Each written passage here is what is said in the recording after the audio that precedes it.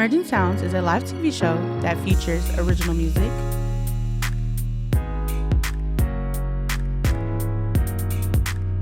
live performances, inspirational interviews, and community spots.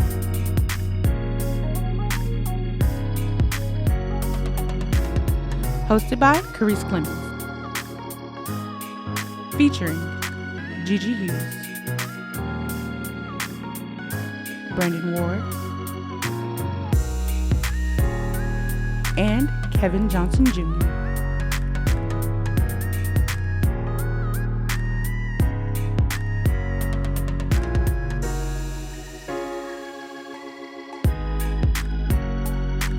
Welcome back to Emerging Sounds. I'm sitting here with Tony B, who is releasing a new project entitled With the Lights Off, or With the Lights Out. With the lights off. Off? Yeah. What's the difference between out and off? I mean, I guess there's not very much of a difference, but the meaning behind it kind of tells the project. Explain the project. Well, there's this new single out right now called 2 a.m. And there's another one out called Use Me, and they're kind of like dual singles right now, but 2 a.m. is the lead single off the EP. And so that came out in February and March, and then the EP comes out in May. And it's pretty much about like when I turned 21, like I kind of, I was able to drink, I was able to hang out with people, and I got kind of like mixed in with the wrong people for a little bit, and did some, wilding for a little bit, just, being 21. And just went through this kind of darker period for a minute, like 2 or 3 years ago. And I was writing a lot of music at the time, and a lot of this is like, it's got 7 songs, but a lot of the music is like from that 2-year period up until now. So some of them are like, 2 years old, and then some of them are a few months old, but it just kind of all is a transition throughout the EP. So it kind of starts in that darker place, and then I kind of like find myself and my family, and I was kind of isolating myself for a little bit too, midway through, and then I kind of like, toward the end, kind of transition out of that and realize who I should be surrounding myself with, and who I should be around, and just finding God again, and things like that. And I don't know, it was just kind of like a transition period for me, and I'm in a great place now, but the EP was that kind of darker period. So that's With the Lights Off. There's, it's kind of like a double meaning with we're adults, we have, like a sexual side to us, and so it's a literal meaning of with the lights off, but then also— I'm about to say, because like 2 o'clock ain't nothing happening at 2 o'clock. I was about to say, yeah. 2 a.m. and Use Me are kind of in that darker space, and they kind of mean,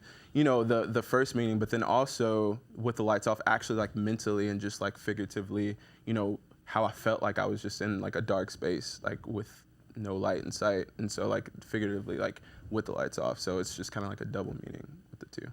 Understood. Now, how can we go and find this project? Spotify, Apple Music, Tony B on Spotify and Apple Music. I also have a YouTube too, where I do a lot of YouTube covers, and that's kind of where my main fan base is. So you can go listen to it on YouTube, Spotify, Apple Music. Like I said, 2 a.m. and Use Me are out right now. And yeah, that's where you found me. And then Tony B Online is all my social media, so Instagram, Twitter, Facebook, Tony B Online. It's all one word. So. Gotcha. We'll be right back. It's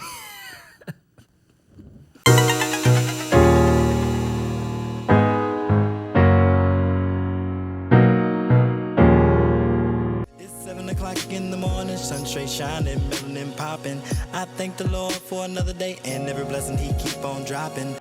You are the Lord of Lords, and you are my Abba Father.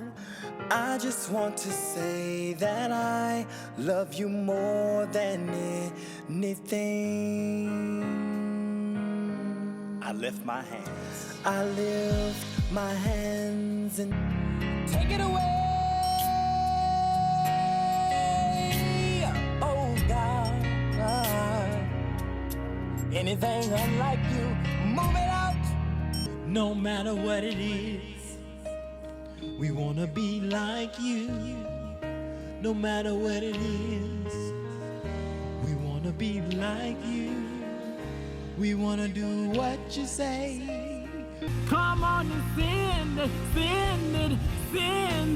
rain. Cleanse me again.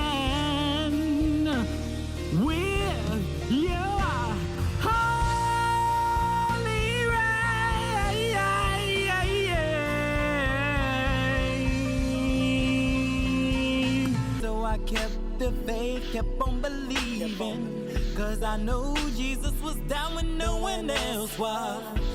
I gotta keep on moving even when the times get hard and the road gets rough. I know a man, and his name is Jesus. I know he's a friend, and I know he'll turn things around too. When it's for real, it's forever, no matter what they may say. Tell the devil he'll lie, cause he just trying to steal your shine. Tell the devil you down with the Prince of Peace, so yes, he's yours. He's the MVP, his name is G.O.D. All I'm gonna do is just praise you. Welcome back to Emerging Sounds. I am sitting here now with Guy Stanford Jr., the author of 1865 Was a Lie, and also the Yes Guide, Young Entrepreneur's Guide to Success. So tell me about what 1865 Was a Lie, what that is about. Well, I was pretty much, dealing with some mental issues at the time. Just everything that was going on in society was affecting me heavily, even though it wasn't actually happening to me. When I was studying abroad, I was in Berlin at the time. We were just on, our group little tours, touring the city. We were at this book stand that had like 20 or 30 books. Only one book was English, and it just so happened to be titled What Society Owes to Black, The Debt. What Society Owes to Black was the subtitle. And I was just skimming through it. Of course, not reading it and retaining what it was, but I've seen some important aspects, that were true, but I wanted to address more. I didn't feel like, going on Facebook and, writing long passages on there was the right way to go about it. So I decided to write a book. I joined up with one of my old professors. He kind of gave me the blueprint of how to write a book, Dr. Amithi. He was my freshman professor. And he pretty much just, helped me throughout my research, gave me the steps to take it there, and just worked closely with me throughout the whole process. Now, what are some of those lies that you were debunking in this book, the 1865 book? Well, 1865 was the year slavery was abolished, and I think in the eyes of society, Black people are still slaves. And you think that? Absolutely. How so? For instance, we can't get any justice. You sure? I'm positive. We can't get any justice, and that's partially because... Is it that we can't get any justice, or is it that the situations we put ourselves in? It's both. It's both. It's both, because we've also been on the wrong end of situations that were out of our control, but we still didn't get justice. And not only just, I'm not just speaking violence. Like, we're still slaves in the eyes of society for certain opportunities that we don't get a chance to capitalize from because we're Black. What opportunities? Just thinking aspects of politics. Why did it take, this long for Obama to become the president of the United States? Why did it take so long for a Black person to have a position of that stature? When you look at statistics, is it that we're not given the opportunity, or is it that our people don't vote? It's both. It's both. Some people vote, some people don't. Some people are well enough to get an opportunity but don't get the opportunity because of certain reasons. But not to say that play the race card, because I mentioned in the book that Black people make a lot of excuses. They play the race card. I didn't get this job because I was Black. They treat me this way because I was Black. No, we need to capitalize off the opportunities in front of us, but sometimes we get looked over or get pushed, under the rug, for no really apparent reason. Gotcha. Now, when we return, we're going to actually talk about his new book, The Yes Guide, Young Entrepreneur's Guide to Success.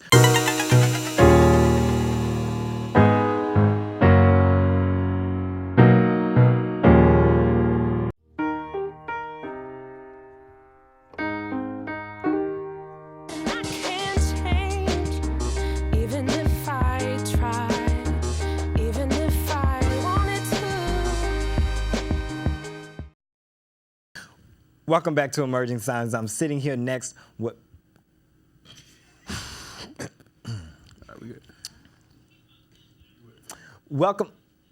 We want to cut. Cut me down. Time me down. I can edit it. Just don't cut it. Just keep going. Count me down. Give me a 5, 4, 3, 2, 1. Something.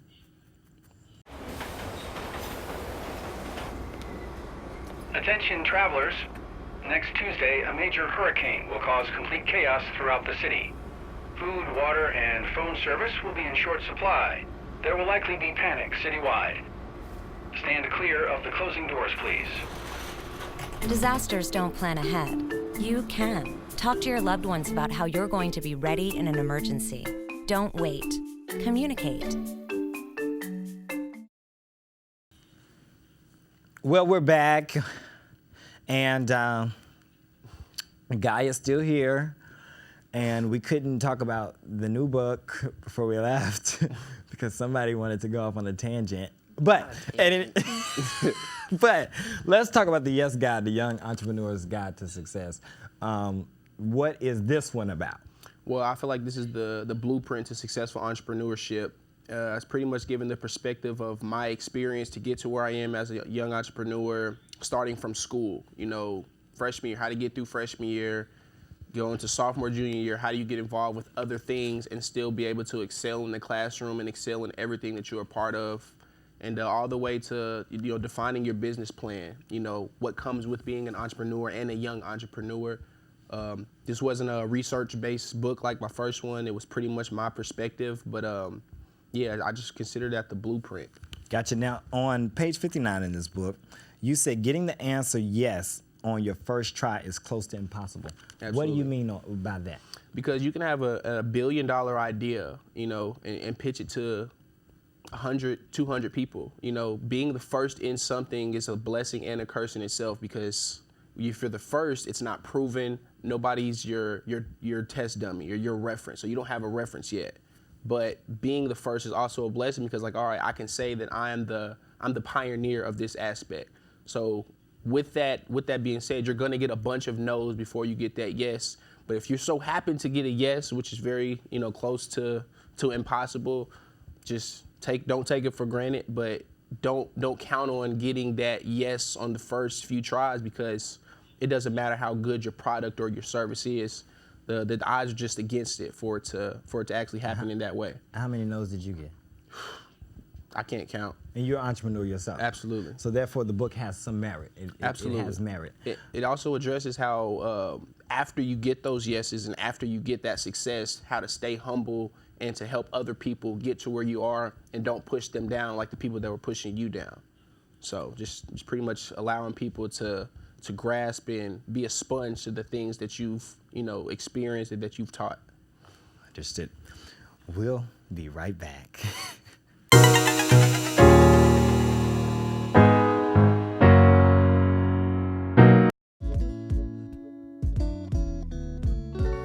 Your girls have been with you through every moment of your life. They were with you when you felt unbreakable. With you that time you felt most alone. And with you when you realized you would never be. They were with you when you shared your love with the world. And with you when she became your world. Your girls have never left you. They're still with you right now.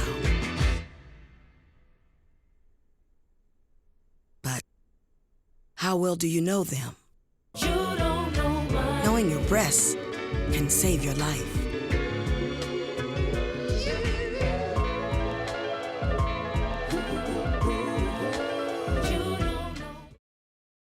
Hi, I'm GiGi Hughes here with Karesse Clemons from Cashville Etc. And Mr. Partee, it's nice to meet you. Glad to have you on the show. What motivated you to start your clothing line? I believe what motivated me to start this clothing line was I felt like we weren't being represented as far as a city, and just being all over the country, I felt like Nashville wasn't being represented. We didn't have anything to identify ourselves with. Okay. So that's what motivated me. And what type of clothing do you sell? I sell all type of different clothing. We sell a hot chicken hat. You know, Nashville's famous for the hot chicken hat, so we had to make a hot chicken hat as well. You might have seen these shirts around the city with the different different streets on them. You know, a lot of these places are being gentrified, and we can't really be there in actual. So we can wear these T-shirts to remind us of the places we've been and where we came from and where we're going. Okay, so you say you've been in business about a year. So what has been the most impact that you've had in the business? I think the most impact that we had with the business was, we've had a few impacts. I feel like we've had an impact with our hashtags, the Life of the Cashville hat. That you can go to that hashtag and you can see plenty of people going out of state, out of the country with the hats and with the clothing. I think another impact is we've bridged the gap between Nashville, between our young and our old, between hipsters, college kids. I think we've bridged the gap between like what Nashville's needed because it's been divided for so long. Okay, and where do you see yourself 5 years from now? 5 years from now, I see myself in a brick and mortar location, being able to spread wealth throughout the community. Okay, and well, it was nice having you on the show. The best of luck to you in all your endeavors. Thank you. Okay, there's more to come, so sit back and we'll be right back.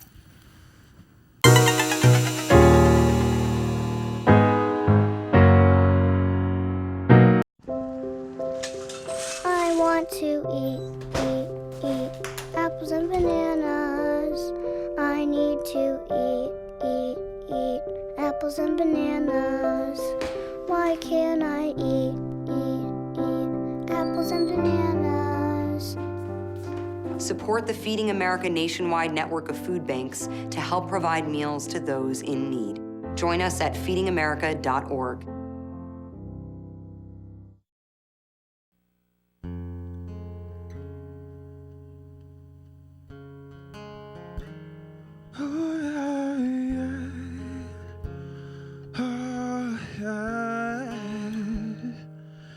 I know we ain't supposed to speak about it, but I can't walk away without it. Brought me to my knees, don't know what you did to me. It's you I come back to, yeah. Try to keep it to myself, pretend I'm on somebody else, 'cause I can't stand it. Feeling like I'm stuck on you. Said I'm stuck on you. But the truth is I'm still waiting up for your call 2 a.m. And that's when I feel it. I'll send a text so you know to come around. Only one who can really put it down. I'm still for your call 2 a.m. And that's when I feel it. I'll send a text so you know to come around. Only one, yeah. You knew exactly what you wanted right when you came up on it. And all I could see was everything that you did and show me. Now you're pulling me back.